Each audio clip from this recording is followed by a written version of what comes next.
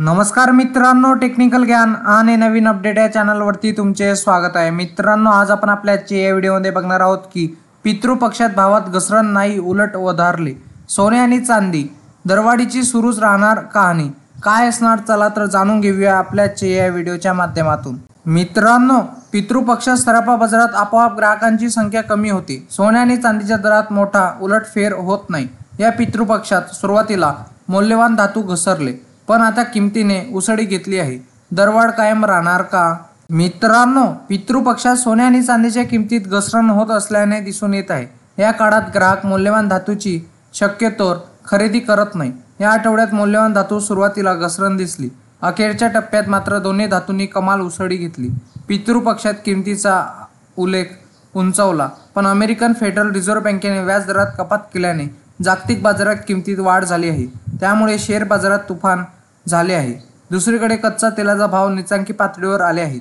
त्यामुळे आंतरराष्ट्रीय स्तरावरील बंड्या गुंतवणूकदारांनी मौल्यवान धातूकडे मोर्चा वळवला आहे। परिणामी किमती वधारल्या आहेत। आता काय आहे सोन्या चांदीच्या किमती, चला तर बघूया। मित्रांनो, सोन्यात दरवाढीची शक्यता। या आठवड्यात सलग 3 दिवस सोन्यात घसरण दिसली। आठवड्याच्या पहिल्या दिवशी आणि अखेरच्या सत्रात किमती उसळल्या। सुरुवातीला 110 रुपये, तर 20 सप्टेंबर रोजी सोन्याने 660 रुपयांची भरारी घेतली, तर 21 सप्टेंबर रोजी किमती बदल झाला नाही। पण पुढील आठवड्यात सोन्याच्या दरवाढीचे संकेत मिळत आहे। गुड रिटर्ननुसार आता 22 कॅरेट सोने 69,000 रुपये प्रति 10 ग्रॅम, तर 24 कॅरेट सोन्याचा भाव 75,260 रुपये प्रति 10 ग्रॅम आहे। तसेच मित्रांनो, पितृपक्षात चांदी घसरली।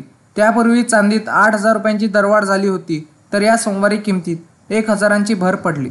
तर अखेरच्या सत्रात 20 सप्टेंबर रोजी चांदी 1,500 रुपयांनी मागली। या आठवड्यात चांदी मागण्याची शक्यता आहे। गुड रिटर्ननुसार 1 किलो चांदीचा भाव 92,500 रुपये इतका आहे।